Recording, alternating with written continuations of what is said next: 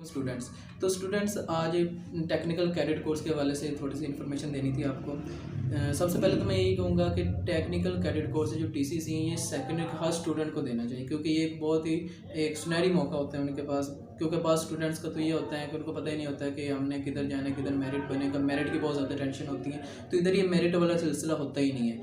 अगर आप मेरे साथ एक मैंने भी दिया हुआ ना, तो मेरे साथ एक ऐसा स्टूडेंट था जिसके 700 नंबर थे, वो पास हो गया था, रिकमेंड हो गया था। और एक के 1000 नंबर थे और वो नहीं हुआ था। तो ये आपको आपने टेंशन नहीं लेनी होती। ये आर्मी वालों को अपने क्राइटेरिया होता है कि वो किसको रखते हैं किसको नहीं रखते हैं, तो ये हर चीज़ वो इंटरव्यू में क्लियर कर लेते हैं।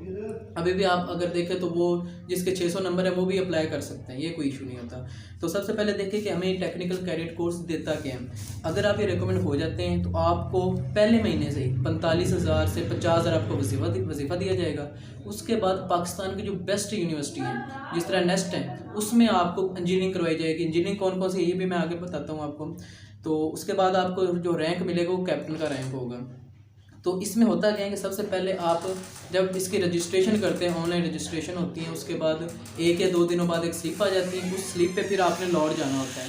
लाहौर पे फिर आपके इनिशियल टेस्ट होते हैं। इनिशियल टेस्ट आपका वो उधर कंप्यूटर भी होता है। उसमें हमारे पास सिलेबस होता है कि जो आपका वर्बल होता है, नॉन वर्बल होता है, और उसके बाद एकेडमिक का होता है। तो वो सारी बुक्स कौन कौन सी चाहिए वो भी मैं बता देता हूँ, कौन कौन सा सिलेबस होता है इसमें एकेडमिक में।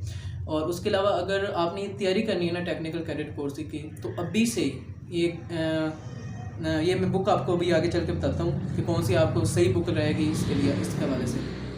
तो फिर क्या होता है, आप इनिशियल टेस्ट अगर पास कर लेते हैं तो फिर आपका फिज़िकल टेस्ट होता है। उससे अगले दिन लाहौर में ही होता है। अगर लाहौर में भी जो आपने वो रजिस्ट्रेशन में अपना वो सेंटर सेलेक्ट किया होता है उसी के अकॉर्डिंग होता है। लाहौर कर लो, फैसलाबाद। तो फिर आपका मेडिकल होता है। अगर आप इनिशियल भी पास कर लेते हो, फिज़िकल भी मेडिकल भी, फिर उसके बाद आपका क्या आता है, ISSB फॉर्म होता है, वो आपने लेकर आना होता है। वो तकरीबन आपका जो खर्चा है इस पर सिर्फ 150 आएगा अप्लाई करने से। सब सिर्फ ये ISSB फॉर्म का वो भी होगा, बाकी सब फ्री होता है। तो अब वो आपने फॉर्म फिल करना है, उनके पीछे सब लिखा होता है कि ये चीज़ें चाहिए, वो आपने साथ अटैच कर देनी होती हैं। फिर जब आप वो सबमिट कराते हैं तो कुछ अर्सा बाद फिर आपको वो लेटर मिल जाता है उनकी तरफ से। तो वो जो लेटर होता है वो फिर आपने वापस वो आपको बुलाते हैं, फिर 4 दिनों के लिए बुलाते हैं। तो मुझे तो उन्होंने गुजरांवाला बुलाया था, तो ये उनके सेंटर होते हैं, तो वो वहाँ पर फिर आपको बुलाते हैं और 4 दिन तक आपको उधर ही रखते हैं।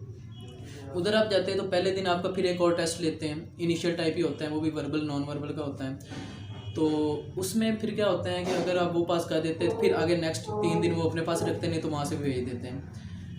तो नेक्स्ट डे फिर क्या होता है, GTO होता है, DTO होता है। वो सब आपने इन्फॉर्मेशन आपको वो बुक में से सब मिल जाएगी, तो वो आपने कर लेनी है। तो इसमें क्राइटेरिया में आते हैं कि एज आपकी इस तरह से 21 साल ईयर होनी चाहिए। अगर आप इससे कम है या ज़्यादा फिर भी आप अप्लाई कर सकते हैं। जेंडर मेल है, सिर्फ फीमेल के लिए नहीं है, सिर्फ मेल के लिए। फिजिकल स्टैंडर्ड आपकी हाइट 162.5 सेंटीमीटर होनी चाहिए। नेशनलिटी तो पाकिस्तानी। इन एलिजिबिलिटी इस पर आप नहीं आना, क्योंकि ये सिर्फ वो लोग होते हैं जो 2 दफ़ा पहले ही नॉट रिकमेंड हो चुके होते हैं। तो उसके बाद है कि इसके रजिस्ट्रेशन जो है जिस तरह 22 फेब से स्टार्ट हो जाती हैं और 1 महीना तक रहती हैं, 23 मार्च तक। तो मैं तो यही कहूँगा कि आप ना एंड पे अप्लाई करना। उसका ये फ़ायदा होगा कि आपसे जो पहले लोग अप्लाई कर चुके होंगे, वो उनका जो पहले अप्लाई करते हैं उनकी पहले डेट आती है ऑन इनिशियल टेस्ट की।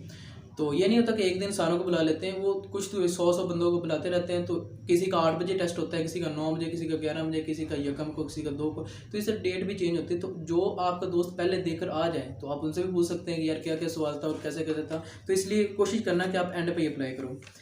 अच्छा, उसके बाद आ जाते हैं हमारे पास इनिशियल टेस्ट होते हैं। जब आप इनिशियल टेस्ट पास कर जाते हैं तो फिर हमारे पास 23 अप्रैल ये यानी कि 26 मार्च को इनका इनिशियल टेस्ट जो है ये स्टार्ट हो जाएंगे और ये 23 अप्रैल तक चलेंगे। उसके बाद इनका सिलेबस जो होता है वो इंग्लिश होता है। यानी कि अगर आप इंजीनियरिंग के ज़्यादातर स्टूडेंट्स होते हैं, मैथ वाले ही होते हैं, तो कंप्यूटर सिर्फ उनका होता है जो यानी कि कंप्यूटर के स्टूडेंट होते हैं, बाकी इसमें बायो वगैरह नहीं होती। तो नेक्स्ट है हमारे पास फिजिकल टेस्ट जो होता है वो 1.6 किलोमीटर इन्होंने करना होता है 8 मिनट में। पुशअप्स होते हैं वो 15 रेपिटेशन होती है 2 मिनट्स में। तो ये जो फिजिकल टेस्ट होता है ये इनिशियली होता है। हमारी दफ़ा तो एक लड़के से हो नहीं रहा था तो उसने कहा चलो दोबारा ट्राई कर लो, तो अगर हो गया तो ठीक है। ये असल में जो इधर चीज़ मेन होती है वो इनिशियल टेस्ट होता है, और इनिशियल टेस्ट भी 100 में से 95% बच्चे आसानी से पास कर लेते हैं क्योंकि ये बड़ा ईजी होता है। असल काम होता है वो ISSB वाला, वहाँ आपको 4 दिन रखते हैं। वैसे खाना बड़ा ज़बरदस्त किस्म का वहाँ मिलता है, तो इसलिए कह रहा हूँ हर कोई अप्लाई करो। देखो फ्री है, बिल्कुल फ्री है। वो आपको वापसी का किराया भी वो देते हैं। अगर आप पास हो जाते हैं तो फिर तो मौजे ही मौजे, तो नहीं भी होता है तो उसमें नुकसान नहीं। हमने कौन सी इतनी उसकी कोई फ़ीस दी होती है।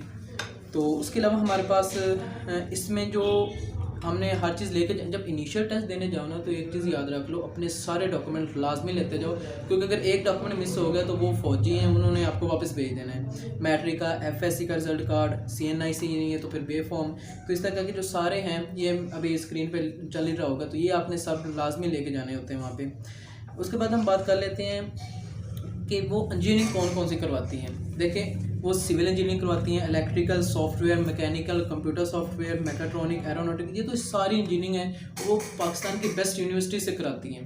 तो ये 4 साल प्रोग्राम होता है। इन 4 सालों के बाद जब आप इंजीनियरिंग आपकी मुकम्मल हो जाती हैं तो फिर आपको वो अपनी यानी कि उधर ही पोस्ट में वो लगा लेते हैं, जिस तरह वो कैप्टन का रैंक होता है और आप होते हैं आप इंजीनियर, यानी कि इंजीनियरिंग कैप्टन, इस तरह करके उसे कहते हैं।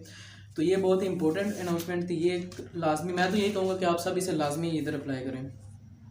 तो बाकी इसे अप्लाई करने का जो मेथड है उसका जो लिंक है वो मैं इसी वीडियो के नीचे डिस्क्रिप्शन में दे दूंगा। इसके अलावा अगर आपने कुछ और पूछना तो मैं व्हाट्सएप के ग्रुप का भी लिंक है वो भी इसी ग्रुप में दे दूंगा।